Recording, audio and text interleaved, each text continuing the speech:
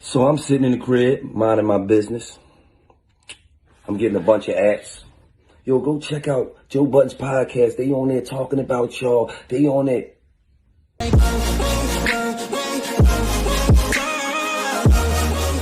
Yo, son, I'm mad that you didn't tell me about this, Mo. I didn't know that they had some smoke over there at Gillie shit.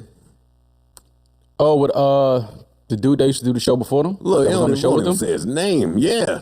I forgot his name. No disrespect. Dev. I forgot his name.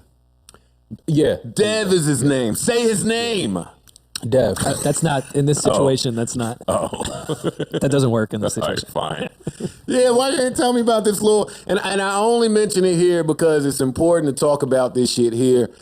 Because what I'm noticing is, and I'll just say this blanket statement, a lot of people are jumping into this podcast game and this podcast world because it's trendy and you see some traction happening, some momentum. It's a developing field and genre. And you're not really treating this like a business. Like, I get the optic of it is to sit around and kick it with your friends. And I use friends loosely because most of these podcasters don't be friends. No. They're just selling the illusion of friendship. Like us. Yeah. Yeah. Just like us. Yeah, but we marry the illusion. Like, I don't talk to y'all during the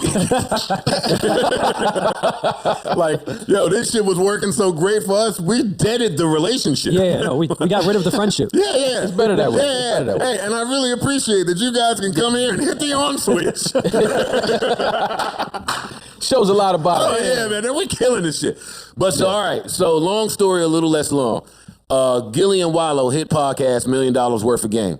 They were doing however many episodes they did, and they did this alongside a gentleman named Dev. Dev is not really he's not a part of their core and friendship group, but he did add something to the show. So from what I gather here, they did about 85 episodes for free pro bono with no sponsor, no integrations, nobody backing them, right? It was Dev's studio. It was his facility, his studio. Oh, that's a big part. That's a big part to take note in. Yeah. Yeah. Oh, shit. And this was just on SoundCloud, whatever. They just put it out on their own.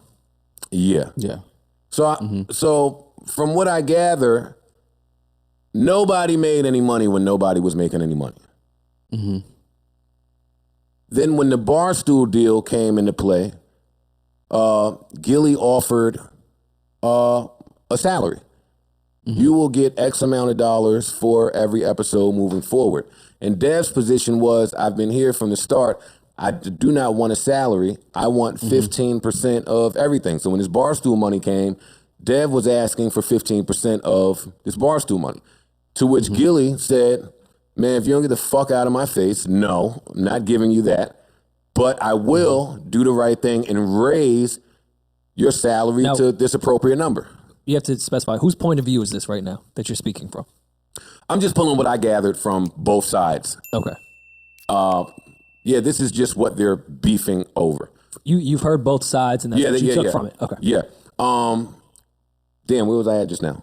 15%. I'll give 15%. I'll raise your salary with this Gillie Barstool said, money. get the fuck out of here. He felt like he was being overly generous with the offer, which totaled something like $70,000 base or $50,000 base, not including tour. Yeah. So Dev was like, okay, well, if you're paying me for this number, then you owe me X amount of dollars for the 89 episodes that we did for free already. To which Gillie said, no, if you don't get the fuck out of here, I'm not doing none of that shit. Dev, in his interview that he released, was posting receipts of contracts and lawyers going back and forth. And he was saying, he was highlighting how in the paperwork, he is titled as a producer / editor.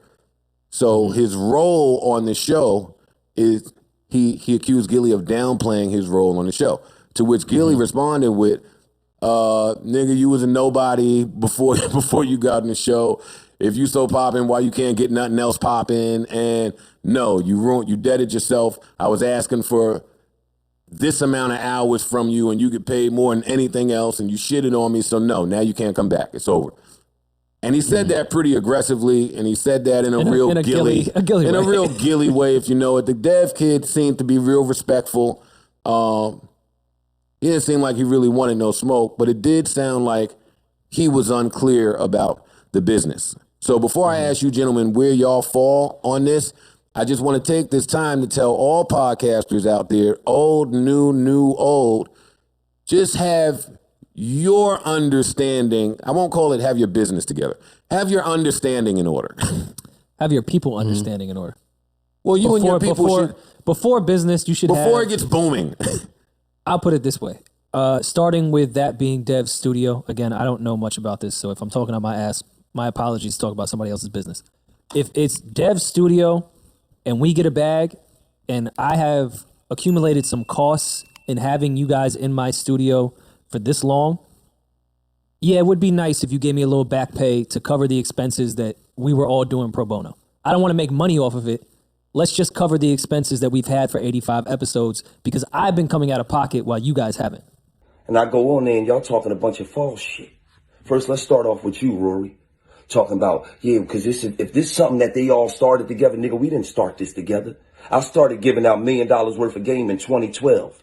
And every year after that, people were saying, you need a podcast. You need a podcast. You need a podcast. What are you talking about something we started out together? Then you talking about, no, because when they started, they was on SoundCloud. Nigga, we look like SoundCloud rappers to you, nigga. Huh?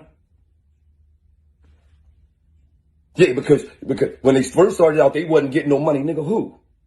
If you go back to our second episode, we had sponsors. What is you niggas on there talking about? Joe Budden, you talking about, yeah, because the first 89 shows, we only 60 shows in. What is you niggas talking about, man? Talking about, yeah, because they used his facility for free. No, the fuck we didn't. We went there and asked that man, how much do you want to record our podcast in here every month? And we paid that nigga each and every month. And we paid that nigga for live shows. What is you niggas talking about, man? Rory talk about, excuse me, if I'm saying something that, ain't the truth, then excuse me. No, if you saying something that ain't the truth, then you ain't supposed to speak on it with your bitch ass. Because let's be for real, Rory. Your funky ass ain't nothing but a Joe Budden's coattail rider. You hopped on the back of his trench coat and took the ride. Why is you speaking on shit that you don't know about? Oh, they started out on SoundCloud. Nigga, SoundCloud. Nigga, the first episode we ever put out was number 2 in the country. Behind Joe Rogan. Not Joe Budden's. Don't ever get us fucked up. So y'all keep talking for the college kids, and y'all keep talking for the suburbians. We the streets, nigga. We cut from a whole different cloth than y'all niggas. Y'all niggas is rayon. We Egyptian cotton, nigga. But since we want to speak false shit, let me tell some truth shit. Back in the day, Ransom pulled up to Joe Budden's crib, knocked on the door. His uncle came to the door. He said, is Joe Budden's here? He said, no, Joe ain't here. The nigga slapped your uncle, man. Why didn't nothing happen? How you let your uncle get slapped and ain't nothing happen? Because if a nigga pulled up to my house and even knocked on my door like he wanted some smoke, he would have been leaving going to get 84 fucking staples in his head.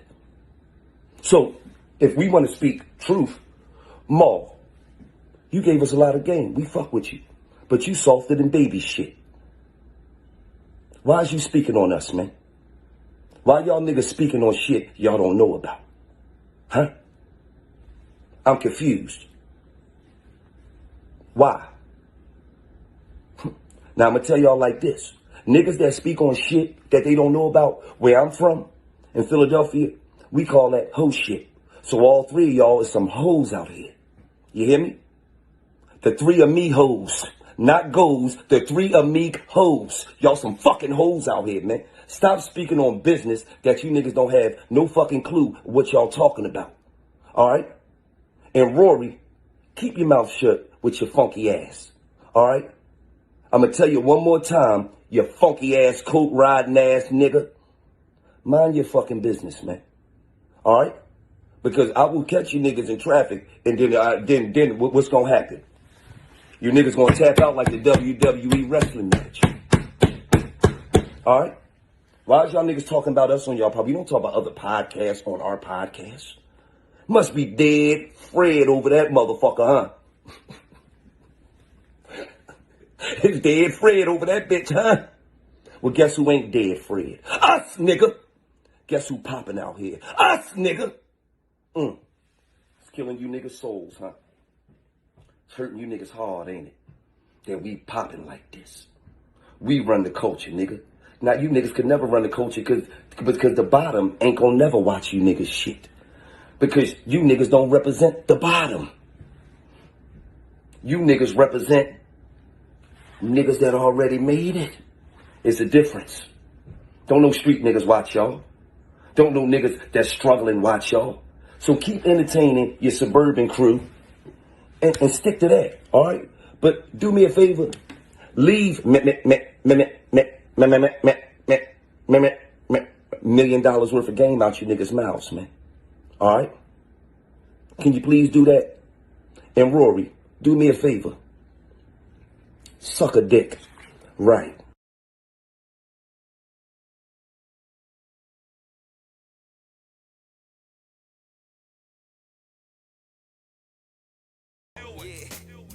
I'm on that hood shit. Ain't a millionaire yet, but I'm hood rich. I got a house on some land with a movie room and a couple dogs you can chill with.